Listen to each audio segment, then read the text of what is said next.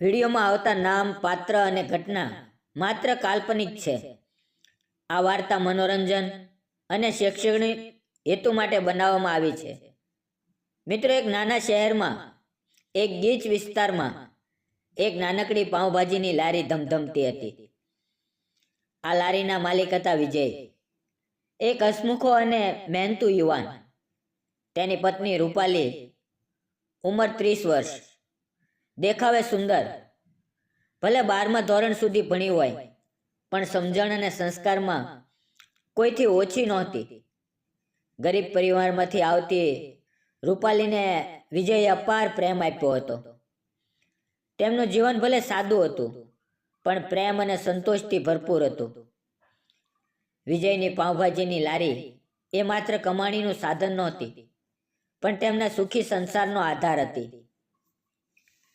વિજયની લારી પર એક યુવાન કામ કરતો હતો, જેનું નામ અજય. અજય વિજયનો બાળપણનો મિત્ર હતો. તે પ્રામાણિક, સંવેદનશીલ અને જવાબદાર હતો. વિજય તેને પોતાના નાના ભાઈ જેવો જ માનતો હતો, અને અજય પણ વિજય પ્રત્યે અપાર વફાદારી ધરાવતો હતો. તે સવારથી સાંજ સુધી વિજય સાથે ખંભે ખંભો મિલાવીને કામ કરતો. રૂપાલી પણ અજયને પરિવારના સભ્ય જેવો જ ગણતી. તેમની વચ્ચે એક સ્વચ્છ અને આદરપૂર્ણ સંબંધ હતો. રૂપાલી અને વિજયનું જીવન એક ખુશનુમા સવાર જેવું હતું. તેમની વચ્ચેનો પ્રેમ નાની નાની વાતોમાં છલકાતો. વિજય રૂપાલીને એટલો પ્રેમ કરતો કે તેને ક્યારેય કોઈ વાતની ઉણપ નહોતી વર્તાવા દેતો. ભલે તેમની પાસે ધન દોલત નહોતી, પણ તેમની પાસે એકબીજાનો સાથ હતો, જે દુનિયાની કોઈ પણ સંપત્તિ કરતાં વધારે કિંમતી હતો. રૂપાલી વિજયના સપનાઓમાં પોતાનું જીવન જોતી હતી, અને વિજય રૂપાલીની આંખોમાં પોતાના ભવિષ્યને ઉજ્જવળ બનાવવાનો સંકલ્પ કરતો. પણ કિસ્મતને કંઈક બીજું જ મંજૂર હતું. એક દિવસ સામાન્ય દિવસની જેમ વિજય લારી પરથી ઘરે પાછો ફરી રહ્યો હતો. રસ્તામાં એક અચાનક થયેલા અકસ્માતમાં વિજયનું મૃત્યુ થયું. આ સમાચાર રૂપાલી પર આપ ફાટવા સમાન હતા. તેની દુનિયા એક ક્ષણમાં ઉજળી બની ગઈ.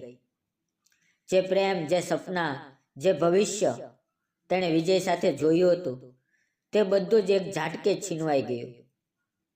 વિજયના મૃત્યુ પછી રૂપાલી સંપૂર્ણપણે તૂટી ગઈ. તેના જીવનમાં એક અંધકાર છવાઈ ગયો. તેની આંખોમાંથી આંસુ સુકાતા નહોતા. તેનું હસતું મોં શાંત બની ગયું. તે એકલી પડી ગઈ હતી, એકલી આ દુનિયાના વિશાળ રણમાં. વિધવા સ્ત્રીનું જીવન, ખાસ કરીને ગરીબ પરિવારમાં, કેટલું કપરું હોય છે તે તેને હવે સમજાઈ રહ્યું હતું. સમાજની દ્રષ્ટિ, લોકોની દયાભરી નજર, આ બધું તેની અંદરથી કોરી ખાતું હતું. હવે આ રૂપાલીનું શું થશે? તે કઈ રીતે જીવશે? આવા સવાલો તેના મનમાં ઘૂમરાતા હતા, અને લોકોની આંખોમાં પણ એ જ સવાલો દેખાતા હતા. આ કપરા સમયમાં અજય, જે વિજયનો વિશ્વાસુ મિત્ર હતો, તે રૂપાલીનો એકમાત્ર સહારો બન્યો. વિજયના મૃત્યુ પછી અજયે લારીની જવાબદારી પોતાના માથે લઈ લીધી. તે જાણતો હતો કે વિજયની આ લારી જ રૂપાલીના જીવનનો એકમાત્ર આધાર હતી. અજયે પૂરી ઈમાનદારી અને નિષ્ઠાથી લારી સંભાળી. તે સવાર સાંજ મહેનત કરતો, જાણે વિજયનો આત્મા તેની અંદર જીવંત હોય. તે રોજ સવારે લારી ખોલતો, બધી તૈયારી કરતો, અને સાંજે બધો હિસાબ કરીને રૂપાલીને આપવા જતો. શરૂઆતમાં રૂપાલી કોઈની સાથે પણ વાત પણ નહોતી કરતી. તે પોતાના દુઃખમાં એટલી ગરકાવ હતી કે તેને દુનિયાની કોઈ વસ્તુમાં રસ નહોતો. પણ અજય ધીરજવાન હતો. તેણે રૂપાલીને ક્યારેય એકલી નહોતી છોડી. તે રોજ સાંજે હિસાબ આપતી વખતે થોડીવાર બેસતો, રૂપાલીની ખબર પૂછતો. શરૂઆતમાં રૂપાલી ફક્ત સારું છે કહીને પતાવી દેતી, પણ ધીમે ધીમે અજયની નિષ્ઠા તેની સંવેદનશીલતા અને તેની મૌન હાજરી રૂપાલીને રાહત આપવા લાગી. અજય ફક્ત લારી જ નહોતો સંભાળતો, તે રૂપાલીના ઘરના નાના મોટા કામ પણ કરતો હતો. ક્યારેક શાકભાજી લાવી આપતો, ક્યારેક કોઈ સરકારી કામમાં મદદ કરતો. તે ક્યારેય કોઈ સ્વાર્થથી આ કામ નહોતો કરતો. તે ફક્ત પોતાના મિત્રની પત્નીને મદદ કરવા માંગતો હતો, જે એકલી પડી ગઈ હતી. અજયની આ નિષ્ઠા અને સેવા જોઈને રૂપાલીના મનમાં તેના પ્રત્યે આદર વધવા લાગ્યો. તે ધીમે ધીમે અજય પર ભરોસો કરવા લાગી. વર્ષો વીતતા ગયા. વિજયના મૃત્યુને 2 વર્ષ થયા હતા. રૂપાલીના ઘા ભલે રૂઝાયા નહોતા, પણ તે હવે થોડી સ્વસ્થ બની હતી. અજય હજુ પણ લારી સંભાળતો હતો અને રૂપાલીને આર્થિક અને ભાવનાત્મક રીતે સહારો આપતો હતો. અજયની હાજરી રૂપાલીના જીવનમાં એક સ્થિરતા લાવી હતી. તે જાણતી હતી કે અજય તેના માટે હંમેશા હાજર રહેશે. આ દરમિયાન અજયના મનમાં એક નવો સંઘર્ષ શરૂ થયો હતો. તે રૂપાલી પ્રત્યે એક અલગ પ્રકારની લાગણી અનુભવવા લાગ્યો હતો. તે લાગણી ફક્ત મિત્રતા કે દયાની નહોતી, તે કંઈક વધારે હતી. રૂપાલીની સાદગી, તેની હિંમત, તેનું દુઃખ સહન કરવાની શક્તિ, આ બધું અજયને તેના તરફ આકર્ષિત કરતું હતું. પણ આ લાગણી તેને અપરાધ ભાવથી ભરી દેતી. આ હું શું વિચારી રહ્યો છું? તે મારા મિત્ર વિજયની પત્ની છે. હું કઈ રીતે આવા વિચારો લાવી શકું? તેના મનમાં આંતરિક યુદ્ધ ચાલતું. તે પોતાના મિત્ર પ્રત્યેની વફાદારી અને રૂપાલી પ્રત્યે ઉદ્રવતા પ્રેમને કઈ રીતે સંતુલિત કરે તે સમજી શકતો નહોતો. પણ એક સાંજે રૂપાલી લારી પર અજયને મળવા આવી. હિસાબની વાતચીત પત્યા પછી રૂપાલીએ અજયને કહ્યું, અજય, તારો ખૂબ ખૂબ આભાર. જો તું ન હોત તો ખબર નહીં મારું શું થાત. તે વિજયની લારી અને મને બંનેને સંભાળી લીધા.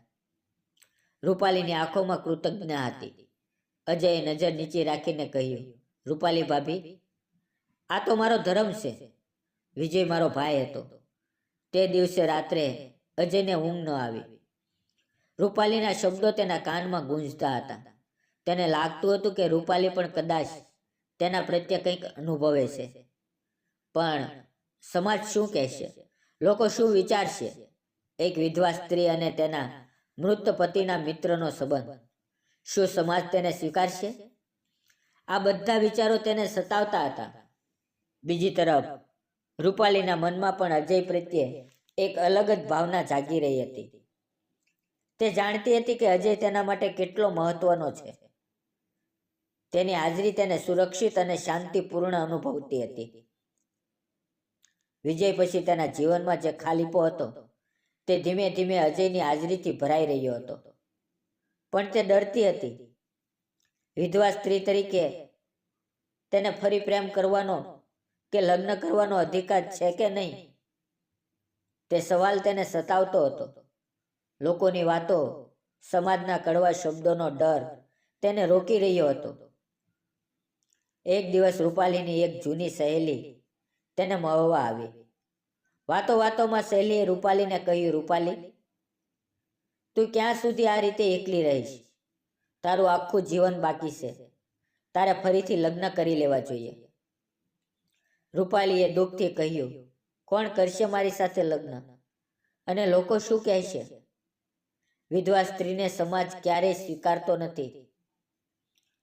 સહેલીએ તેને સમજાવ્યું, જે લોકો તને પ્રેમ કરે છે તે તને હંમેશા ખુશ જોવા માંગશે. સમાજની ચિંતા છોડ, તારા સુખનો વિચાર કર. સહેલીની વાત રૂપાલીના મનમાં ઘર કરી ગઈ. તેણે અજય વિશે વિચારવાનું શરૂ કર્યું. અજય, જેણે આટલા વર્ષો સુધી તેને નિસ્વાર્થપણે સાથ આપ્યો હતો, શું તે પણ તેના પ્રત્યે કંઈ અનુભવે છે? એક સાંજે અજય હિસાબ આપવા રૂપાલીના ઘરે આવ્યો. રૂપાલીએ આજે તેને રોક્યો. અજય, મારે તારી સાથે કંઈક વાત કરવી છે. અજયનું હૃદય ધબકવા લાગ્યું. તેને ખબર હતી કે કદાચ આજે તે વાત થશે જે બંનેના મનમાં ચાલી રહી હતી. રૂપાલીએ ધીમેથી કહેવાનું શરૂ કર્યું. અજય, તારું મારા જીવનમાં કેટલું મહત્વ છે તે હું શબ્દોમાં કહી શકતી નથી. વિજય પછી તું મારો એકમાત્ર સહારો બન્યો છે. પણ હવે હું એકલી નથી રહી શકતી. મને ફરીથી કોઈના સાથની જરૂર છે. રૂપાલીની આંખો ભીની થઈ ગઈ. અજયે હિંમત કરીને કહ્યું, રૂપાલી ભાભી, હું પણ તમારા પ્રત્યે એવી જ લાગણી અનુભવું છું. હું જાણું છું કે આ ખોટું છે. વિજય મારો મિત્ર હતો, પણ હું તમને પ્રેમ કરું છું. રૂપાલી. અજયના અવાજમાં ધ્રુજારી હતી. તેણે પોતાના દિલની વાત કહી દીધી હતી. રૂપાલીએ અજયની આંખોમાં જોયું. તેમાં પ્રેમ, ચિંતા અને અપરાધ ભાવ બધું જ હતું. તેણે ધીમેથી કહ્યું, અજય, જો તું ખરેખર મને પ્રેમ કરતો હોય તો મને આ સમાજના ડરથી મુક્ત કર. મને એક નવું જીવન આપ. તે ક્ષણે બંનેએ નક્કી કર્યું કે તેઓ સમાજ અને લોકોના ડરને બાજુ પર રાખીને પોતાના દિલની વાત સાંભળશે. તે જાણતા હતા કે તેમનો રસ્તો સરળ નહીં હોય, પણ એકબીજાનો સાથ હોય તો કોઈ પણ મુશ્કેલીનો સામનો કરી શકાય છે. થોડા દિવસ પછી અજયે રૂપાલીના પરિવારજનો અને પોતાના પરિવારજનો સાથે વાત કરી. શરૂઆતમાં તેમને આઘાત લાગ્યો.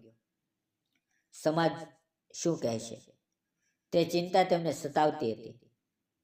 પણ અજયે તેમને સમજાવ્યું કે રૂપાલી અને તે બંને એકબીજાનો સહારો છે.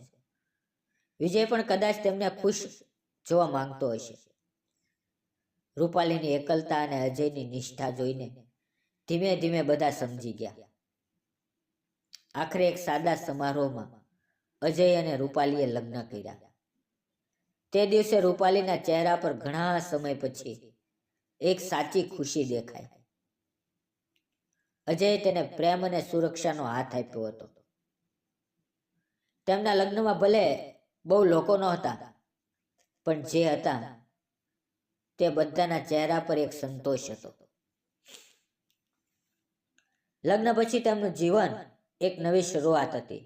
અજયે લારીનું નામ બદલીને રૂપાલી પાઉંભાજી રાખ્યું. તે રૂપાલીને પૂરો આદર આપતો અને તેને ખુશ રાખવા માટે બનતા બધા પ્રયત્નો કરતો. રૂપાલી પણ હવે ફરીથી હસવા લાગી હતી. તેના જીવનમાં ફરીથી રંગો પૂરાયા હતા. તેઓ જાણતા હતા કે સમાજમાં કેટલાક લોકો હજી પણ તેમના સંબંધને સ્વીકારી શકશે નહીં, પણ તેમને તેની પરવા નહોતી. તેમને એકબીજાનો સાથ મળ્યો હતો, જે સૌથી મહત્વનો હતો. અજય અને રૂપાલીએ સાબિત કરી બતાવ્યું કે પ્રેમ કોઈ ઉંમર, કોઈ પરિસ્થિતિ કે સમાજના નિયમોને આધીન નથી. સાચો પ્રેમ તો દિલથી થાય છે અને તે જીવનને બીજી તક આપી શકે છે. આજે રૂપાલી અને અજય ખુશીથી જીવન જીવી રહ્યા છે. તેમની રૂપાલી પાઉંભાજી લારી પણ ખૂબ સારી ચાલે છે. રૂપાલી હવે અજય સાથે લારી પણ મદદ કરે છે. તેમના જીવનમાં શાંતિ અને સંતોષ છે. અજયે વિજયના મિત્ર તરીકેની વફાદારી પણ નિભાવી હતી અને રૂપાલીને એક નવું જીવન આપીને સાચા પ્રેમનું ઉદાહરણ પૂરું પાડ્યું હતું. મિત્રો, આ વાર્તા આપણને શીખવે છે કે જીવનમાં ક્યારે અણધારી ઘટનાઓ બને છે જે આપણને તોડી નાખે છે, પણ જો આપણે હિંમત ના હારીએ અને સાચા સંબંધોને ઓળખીએ તો જીવન આપણને બીજી તક જરૂર આપે છે. પ્રેમ, દયા અને માનવી લાગણીઓ એ જ જીવનનો સાચો આધાર છે. એકલા રહેવું એ જીવનનો અંત નથી. સાચો સાથી અને સાચો પ્રેમ એ જીવનને ફરીથી જીવવા માટે પ્રેરણા આપી શકે છે. મિત્રો, જો તમને આ વાર્તા ગમી હોય તો એક નાની એવી કોમેન્ટ જરૂર કરજો અને વિડીયોને લાઈક અને ચેનલને સબસ્ક્રાઇબ કરવાનું ભૂલશો નહીં. ફરી મળશું એક નવી હૃદયસ્પર્શી વાર્તા સાથે. ત્યાં સુધી આવજો.